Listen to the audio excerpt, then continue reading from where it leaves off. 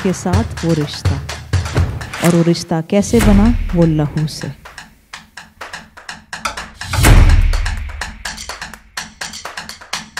मगर परमेश्वर का वचन यूं कहता है कि उसने तेरे पर चित लगाया और किसी खास वजह से तेरे को बाहर निकाला। ये हर जब हम यहाँ पर 2018 में आए थे तो 2018 में हमने एक ट्रेनिंग की थी जिसको कहते हैं impact 5-fold training. Sister Anju उस बैच, पहले बैच के एक स्टूडेंट हमारे साथ है और परमेश्वर ने उनके जीवन में बड़ा काम किया है। उनके जीवन के ज़रिए से भी प्रभु ने बड़े काम किए हैं। तो इम्पैक्ट को हम दोबारा अप्रैल में करने जा रहे हैं, तो उसके बारे में मैं चाहती हूँ कि जब हम देश भर या दुनिया भर में जाएं कि पंजाब से वहाँ पे परमेश्वर के सेवक दिखें, और इस चर्च में से आप इतने स्ट्रॉन्ग हो गए हैं। मैं चाहती हूँ इस चर्च में से ऐसे लोग खड़े हों परमेश्वर की सेवा करने के लिए। आमीन। ये 3 अप्रैल से 9 अप्रैल तक का है।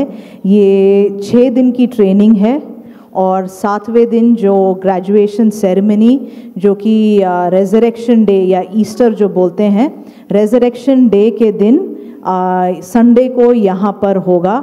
और तो टोटल ये 3 अप्रैल से 3 अप्रैल से 9 अप्रैल का इम्पैक्ट मिनिस्ट्री ट्रेनिंग है। ये जो लोग परमेश्वर की सेवकाई करना चाहते हैं, अपनी बुलाहट को जानना चाहते हैं और काम करने के लिए उतरना चाहते हैं। कई बार हमने सालों से वचन सीखा होता है, हमारे दिल पे थोड़ा हमें पता होता है शायद परमेश्वर मुझे इस काम पे बुला रहा है, शायद ये करना है, शायद मुझे ये करना है, और कई बार लोगों की ज़िंदगी भी निकल जाती है।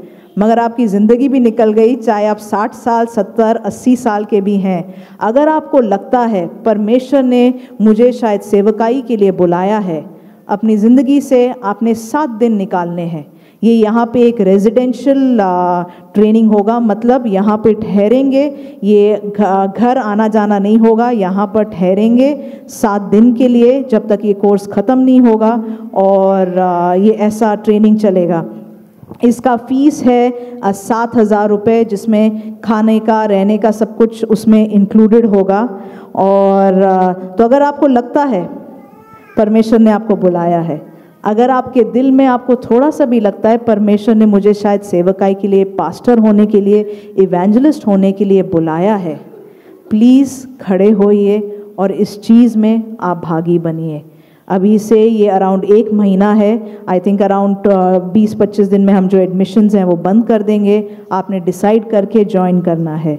एक वचन जो मेरे दिल पे आ रहा था, मैं आपके साथ बांटना चाहूँगी। ये लूका उसका 14 है। हाँ जी, 15 से पढ़ूँगी। लूका 14 उसके 15 से। उसके साथ भोजन करने वालों में से एक ने ये बातें सुनकर उससे कहा, धन्य है वो जो परमेश्वर के राज्य में रोटी खाएगा। उसने उससे कहा, किसी मनुष्य ने बड़ा भोज दिया और बहुतों को बुलाया। परमेश्वर ने एक बड़ा भोज दिया और बहुतों को बुलाया।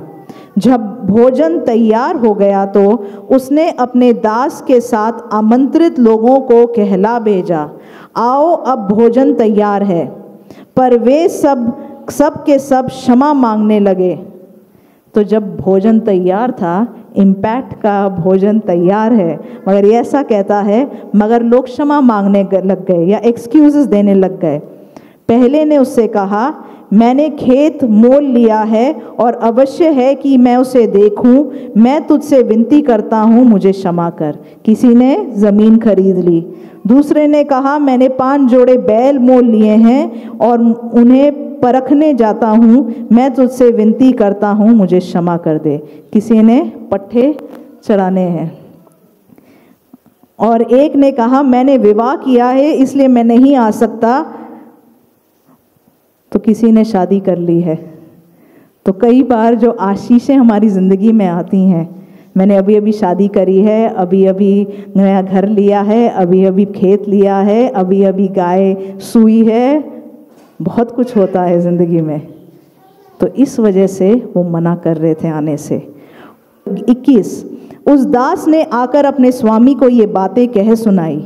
तब घर के स्वामी ने क्रोध में आकर अपने दास से कहा, नगर के बाजारों और गलियों में तुरंत जाकर कंगालों, टुंडों, लंगड़ों और अंधों को यहाँ ले आ। दास ने फिर कहा, हे स्वामी, जैसा तूने कहा था वैसा ही किया गया है और फिर भी जगह है। कई बार शायद हम अपने आप को बड़ा इम्पोर्टेंट समझ जाते हैं। हमारी अगर शादी हो गई तो हम सोचते हैं ऐसी बीवी और किसके पास है, और दहेज खासकर अच्छा मिल जाए तो और भी ज़्यादा हवा में होते हैं, या और कुछ नहीं, हम अपने आप को बड़ा इम्पोर्टेंट समझते हैं। इस चीज़ को ये वचन ऐसा कहता है, आज हम परमेश्वर के सामने आए, परमेश्वर मुझे वो हलीमी का दिल दे। हम परमेश्वर के काम के लिए कभी भी परमेश्वर के सामने इम्पोर्टेंट नहीं हैं। परमेश्वर ने लंगड़ों, अंधों को बुलाया, रास्ते से बुलाया कि वो आके मेरा भोजन खाएं। शायद हम अपने आप को कई बार इम्पोर्टेंट समझते हैं। शायद हम अपने आप को कई बार सोचते हैं, अगर मैं करने लगा तो देखना मैं क्या कर लूँगा, मैं दुनिया यहाँ से वहाँ कर दूँगा, मैं ये कर दूँगा, मैं वो कर दूँगा। कई बार ये सोच हमें परमेश्वर की सेवा करने से रोकती है।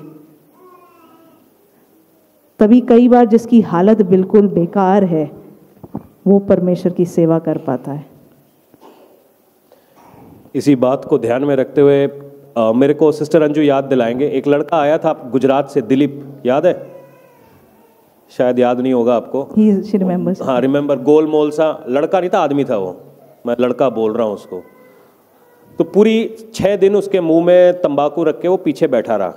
ना उसको हमारी भाषा आती है, मगर वो पीछे बैठा रहा। कितना मैं समझा रहा तो उसको समझ में आया नहीं आया पता नहीं। उसकी कहानी ये थी कि वो, उसकी पत्नी उसको छोड़ गई थी और नशा करने लगा था, कर्जा उसके ऊपर चढ़ गया था। वो पालनपुर के आदिवासी इलाके से आता है और वो मरने जा रहा था। तो किसी ने उसको पकड़ा, किसी भाई ने पकड़ लिया, मतलब रेल ट्रैक पे दारू पी के वो खड़ा हुआ है, ट्रेन का इंतज़ार कर रहा है मरने के लिए। तो कोई पास्टर उसके वहाँ पहुँचा और उसको पकड़ लिया, कह रहे तू क्या कर रहा है यहाँ पे? कहता मैं मरने जा रहा हूँ। तो फिर आपस में इन्होंने कुछ बात करी होगी। वहाँ पर एक हमारा भाई है निखिल बोल के, पालमपुर में, तो बोलता ये मरने जा रहा है, इसका क्या करना है? तो निखिल ने बोला उसको दिल्ली की, पंजाब की ट्रेन में बिठाओ। तो जिस ट्रेन के नीचे वो मरने जा रहा था उसी ट्रेन की टिकट खरीदी गई, उसको ट्रेन में बिठाया गया, उसके हाथ में कुछ पैसे दिए गए और 2 जोड़ी कपड़े लेकर वो आया था यहाँ पे। और वो पहुँचा 7 दिन, पता नहीं उसकी समझ में क्या आया, हमारी समझ में, क्योंकि वो हमारी भाषा नहीं बोलता, उनकी जो भाषा है वो आदिवासी भाषा है, वो वहाँ पर बोलता है। 7 दिन की मीटिंग, और मेरे को सबसे कम उम्मीद थी उस आदमी से कि ये कुछ करेगा भी जाके। वो वापस जाता है और अभी शायद पालनपुर का सबसे बड़ा चर्च उस बंदे का है। कुछ महीनों में उसके चर्च में कितने लोग, शायद 300 लोग आने लग गए थे। 350 लोग कुछ महीनों में यहाँ से वापस जाके सेवकाई किया और इतने लोग उसके चर्च में आने लगे। हमसे वो बात नहीं कर पाता क्योंकि ना तो हमको उसकी भाषा मालूम है ना उसको हमारी भाषा मालूम है, मगर वो इम्पैक्ट का वो हमारा फ्रूट है, वो फल है जो पालनपुर के आदिवासी इलाके में काम कर रहा है। तो प्रभु का हम धन्यवाद करते हैं कि ऐसे लोगों तक हम पहुंच पाए। और मैं चाहता हूं और ऐसे लोग जो यहाँ बैठे हैं, जो परमेश्वर के लिए इस्तेमाल होना चाहते हैं, 7 दिन छुट्टी ले लो। लेडीज़ हैं आप तो चूल्हे चौके से छुट्टी ले लो, स्ट्राइक कर दो, ठीक है जी, और यहाँ परमेश्वर के कदमों में बैठे। 6 बजे से रात के 9 बजे तक मैं आपको चैन लेने नहीं दूंगा, ये मेरी गारंटी है, और हम परमेश्वर में बढ़ेंगे, ठीक है। पिछली बार हमने थोड़ा सा, कुछ लोग रेसिडेंशियल थे, कुछ लोग नहीं थे, मगर इस बार मैं किसी को छोड़ने वाला नहीं हूँ। 6 बजे से रात के 9 बजे तक आप मेरे साथ हैं और हम वचन पढ़ेंगे, प्रेयर करेंगे और कुछ नहीं। तो जितने लोग अभी ऑनलाइन देख रहे हैं, तो मैं चाहूँगा आप अपनी टिकट्स बुक कराएं और यहाँ पर आएँ। उसके कितने लोगों को पास्टर पसंद है? एक बार मैं हाथ देखना चाहूँगी। कौन ना बोलेगा? कैच है। तो कितने लोग जो पास्टर करते हैं करना चाहेंगे? हाथ देखना चाहूँगी। कम हो गए ना हाथ? हाँ। तो इम्पैक्ट ज्वाइन कीजिए, वो उसी चीज़ की ट्रेनिंग है जो हम करते हैं, आप कैसे कर पाएंगे। तो जो लोग, आप लोग पास्टरिंग या कोई भी सेवकाई करना चाहते हैं, आप इसको ज्वाइन कीजिए हम कई बार पास्टर से बड़ा प्यार करते हैं, मगर वो जो करते हैं उसका बोझ भी हम लें, वो भी हम करें। और परमेश्वर की बुलाहट है आप लोगों के बीच में, कब तक उसको दबा के रखेंगे और सोचेंगे और कभी और कभी? ये समय है, सिर्फ 7 दिन देने आपको। आगे पढ़ेंगे इसको। स्वामी ने दास से कहा, सड़कों पर और बाड़ों की ओर जा और लोगों को विवश करके ले आ, ताकि मेरा घर भर जाए, क्योंकि मैंने तुमसे कहता हूं कि उन आमंत्रित लोगों में से कोई मेरा भोज का ना खाए चखेगा। तो आज हम परमेश्वर के सामने, अगर आप अपने आप को कुछ नहीं समझते हैं तो ये आपके लिए है, परमेश्वर की सेवकाई आपके लिए है। क्योंकि कई बार अगर हम अपने आप को ज़रूरत से ज़्यादा समझते हैं, हम परमेश्वर की सेवकाई नहीं कर पाते। 25 से मैं पढ़ूंगी। जब बड़ी भीड़ उसके साथ जा रही थी तो उसने पीछे मुड़कर उनसे कहा, यदि कोई मेरे पास आए और अपने पिता और माता और पत्नी और बच्चों और भाइयों और बहनों वरन अपने प्राण को भी अप्रिय न जाने, तो वो मेरा चेला नहीं हो सकता। और जो कोई अपना क्रूस ना उठाए, वो मेरे पीछे ना आए, वह भी मेरा चेला नहीं हो सकता। आज हम परमेश्वर से ज़्यादा किस चीज़ को प्यार करते हैं? अपने घर को, अपने आराम को, अपने सपनों को किस चीज़ से ज़्यादा प्यार करते हैं? आज वो हम परमेश्वर के सामने रख दें और परमेश्वर की सेवकाई में पीछे लग जाएं। जैसे ये उदाहरण एक्चुअली सही है जो हम कई बार कहते हैं, घर में अगर 3 बच्चे हैं, जो सबसे तेज़ बच्चा है हम सोचते हैं इसको पढ़ाकर बिजनेस कराएंगे, बाहर भेजेंगे। और पास्टर ये वाला उदाहरण देते हैं, जो सबसे प्यारा है, सीधा है, उसको हम सोचते हैं घर पे रखेंगे, वो मेरी सेवा करेगा। जो तीसरा है, जो बेवकूफ़ है, जो लगता है कुछ नहीं कर सकता, उसको सेवकाई में भेजते हैं। मुझे वो बेवकूफ़ों की ज़रूरत है, वो इम्पैक्ट में आ सकते हैं। वो परमेश्वर को ऐसे बेवकूफ़ों की ज़रूरत है, क्योंकि उसने बेवकूफ़ों को चुना ताकि अक्लमंदों को वो क्या कर सके?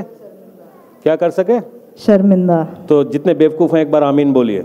आमीन, आमीन, आमीन। कोई बात नहीं, अक्लमंद बन के क्यों खाड़ता तुसी? तो बेवकूफ़ बन के परमेश्वर दे राज च आ जाइए। ठीक है, मैं चाहता हूँ आपका